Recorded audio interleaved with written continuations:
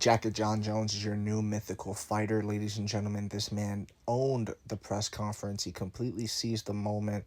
He was on trial. Those questions weren't easy questions. They weren't softballs. They were coming at John. Some of them were just straight up debates. Some of them were just straight up people debating on behalf of why he's ducking Tom Aspinall and things like that. You get me? And John stood in the pocket. Once he got his jacket, he said, well, I don't know what happened. You know what I mean? I don't know why he didn't have it. Initially, was it cold in the room? Did everybody else have a jacket on? He's the only one short sleeve t-shirt, Uh, why did he need the jacket? What's in the jacket? These are all questions that went through my mind watching this, but once that man had his jacket, he owned the moment and he made great points all around. Tom Aspinall was gifted an interim title opportunity at last year's MSG card because they needed a fight to put there. They needed another title fight to promote the big event. John Jones has been getting a lot of hate, and he addressed that too. He said, there's a lot of people who want to see me lose. There's a lot of people that would love it. They hate the fact that I could just walk away with everything. They hate the position that I'm in, and they want to see me fall. And that's true. There's a lot of hate for John Jones for various different reasons. Me personally, I think it's a little overboard. I think people need to chill out. And John Jones answered why that's the case as well. He was talking about Christianity. He was talking about how he views his life when he was asked again of the are you a good guy trying to be bad? No, are you a bad guy trying to be good or some shit, right? Whatever. When he was asked that question, he addresses the fact that he already said it. He was like, dude, I already said that. Why are you asking me again? Like you could tell John is looking at these people like, because people have agendas. Let's not forget that. People do have agendas. And John is navigating this whole thing. Not an easy thing to do, a press conference. You know what I mean? Imagine holding a press conference where people are poking and prodding and things of this nature, and you stand in trial pretty much, and John Jones just maneuvered perfectly, man. He maneuvered perfectly, and if he maneuvers perfectly against Stipe the way he maneuvered with these questions in the press conference, he's winning. He's winning, and it's off to the races, bro. John Jones is gonna be fucking most talked about, possibly most hated, definitely most hated. I think he's already most hated, you know what I'm saying? And hate generates money, okay? Never forget that. Hate generates money. And a lot of people do like John Jones. And I promise you, this press conference resonated with a lot of people. It resonated with a lot of people. And a lot of people were like, yeah, that is true.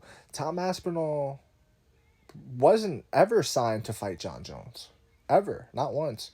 How could it be ducking? That is true. Tom Aspinall is the only reason, guys, he has an interim title is because the UFC needed a promotional tool to promote last year's Madison Square Garden card. That's the only reason the interim title was there. John Jones he had just fought in March against Surreal Gone. Fast forward to November, he's scheduled to fight Stipe. He's about to fight Stipe, and an injury happened, guys. An injury. I could see if he got himself in trouble again. I could see that, and then, potentially even stripping him of the belt and making it a real title. Never mind an interim, a real title, if that was to happen. But the guy got injured. And you want him to now fight this guy, Tom Aspinall, who, how did he earn an interim title shot? You know what I mean? How did that happen? It just became interim title out of thin air. We need something to promote Madison Square Garden, and this is the perfect way to do it. And the UFC is the reason why this whole mess has taken place. It's not John Jones's fault. If you look up historically, when there's been interim titles throughout the years, you'll see it's about a year. It's close to a year of inactivity when they make the interim title. It's not like they just, oh my god, a guy got injured and that week there's an interim title. That's never happened before, bro. It's never happened. And they did it to John Jones. And I think, why? And here's a question for you: why would you do that move if you know Stipe's next? That's a question for you guys. Why would you put an interim title on the line between Tom Aspinall and Sergey Pavlovich If you know for a fact, which they did obviously, that Stipe is next for John Jones, doesn't make any sense, guys. You come to that conclusion yourself. Hopefully that light bulb goes off for you guys. It's been pretty dim whenever I make these videos, guys. You guys come on here and you spout these new fan takes. They're new fan takes, bro. I don't respect new fan takes. I don't respect new fan takes, and I don't respect hater takes. You know what I mean? And there's nothing against new fans. If you're a new fan, that's great, but due to history, go back and watch John Jones's fights for real. Spend $10 on Fight Pass. You know, spend the $10 or do the free trial month and go watch John Jones's fights. And then, you know, from beginning to end, and then look into who he fought.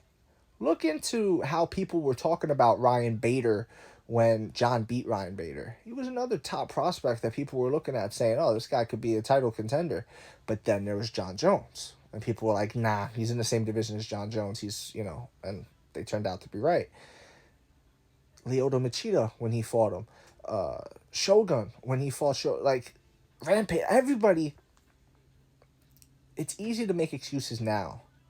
Oh, he was this, that, and the third. He was old, blah, blah, blah. These guys are middleweights, which is a complete BS take that they were middleweights. But whatever.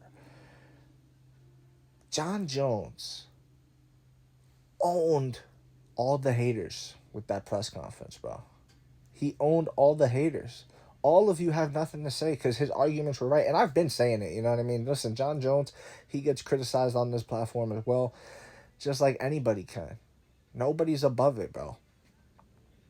But the amount of disrespect to a legend in the sport, the history of the sport, the context of the sport that you new fans have no idea about. You have no idea. You found out about it through a Nelk Boys podcast. You know what I'm saying? Like, that's the type of fan I'm talking about. People who started watching in 2020, bro.